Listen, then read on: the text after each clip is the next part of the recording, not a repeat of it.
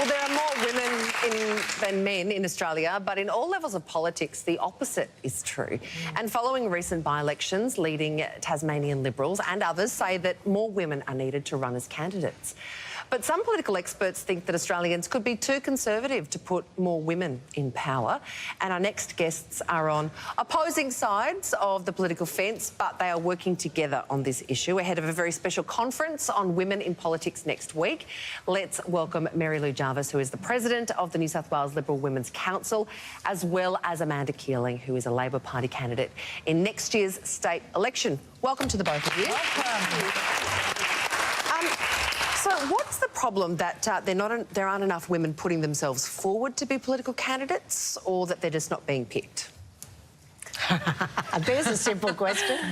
Yes, we'll start with the tough ones. Yeah, I think it's a combination of both. I think it's the perception of politics as traditionally being a little bit of a blood sport, which may be discouraging to women, to younger women who are seeing what's going on, and also women with families who find it hard to make a commitment of time. That's it for me, because honestly, as ridiculous as it sounds, sometimes I think to myself, I'd be interested in running for Parliament because I want to make a change, I want to make a difference.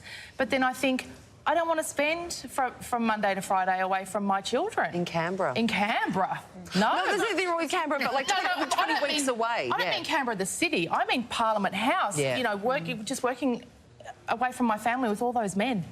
But there's lots of other ways that you can be involved in politics rather than just going to Canberra. I mean, there's local government. I'm in the local government, there's state government, but there's also positions within the party. I mean, your mother, of course, was a trailblazer in terms of... No, but this is what I'm saying. Why shouldn't I go to Canberra? Why shouldn't I aim for the highest job? Why shouldn't I aim for Prime Ministership? I think it's the priorities. Because I have small children. Don't you think our priorities? I know with children, when you have children, you do actually tend to make your children your priority.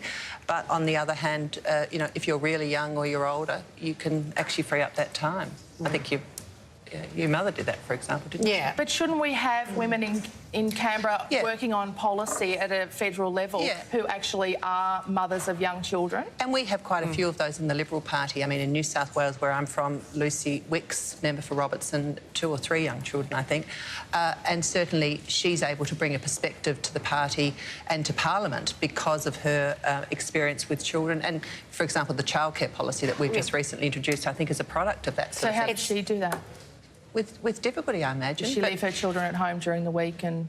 As I understand it, yes. Yeah. It's actually crucial when you think of policy development over the years. Childcare policy would be in a far more advanced place. There wouldn't be a tax on tampons. Yes. Well, we're getting that covered. Yeah, I know, but we're sorting that out this week. Do you know that Cabinet discussed that and they exempted it on condoms and they exempted it on razors because there were not any women in that room. Tampons didn't get in. Kelly O'Dwyer has a petition which I've actually shared on social media this morning in relation to the petition to make sure that that actually does happen because, in fact, we need to have the states on side to say, OK, we're going to forego the GST element. But, yeah, no, I think that's you'd have to say, would we have had things such as the GST removal on tampons, or would we have had the childcare policies we've got now, or would we have, for example, in this year's budget, a PBS listing of metastatic breast cancer drugs. I mean, the voice of women around the cabinet table has undoubtedly been critical to that. And, you know, with all due respect to Amanda, we lead the charge on that. Yeah, we've got the most in Canberra, for example. We have the most women in the history of Australia in cabinet. In Malcolm Turnbull's government, there's been 7 women in cabinet, and I think you could say that that's made a huge difference to where we are in terms Well, obviously of Labor put forward the first female Prime Minister, though, but as a childless woman... We had the first woman to the House of Reps. Well, as a childless woman, though, she was accused of being out of touch with families and not understanding families, so she made the ultimate sacrifice to pursue her political career and was also, you know, the subject of some pretty intense misogyny. And women tend to get greater scrutiny, I think. Yeah. There's a higher bar because of all the things the first question you asked about was children. I mean, nobody asked about They get a far more personal scrutiny than the men. But I'm interested, because the two parties have different ways of going forward. Labor Party's going with quotas. Coalition isn't. What are your arguments there? I think that, you know, quotas are useful in encouraging parties to search out women of merit to take up those roles. And it's clearly working, you know, inside the Labor Party. The numbers are, you know, getting a lot better. And I think, you know, if we can have parity around the cabinet table, then that's where we should be aiming for. You know, increasing diversity, increasing the amount of input that women have at that level means that we have improvements in policy, as we're saying, and better outcomes for not only women, but society in general. And quotas change the environment too, don't they? Perhaps if there were a quota of 50% women in the environment, women like me wouldn't be so put off by the idea of entering.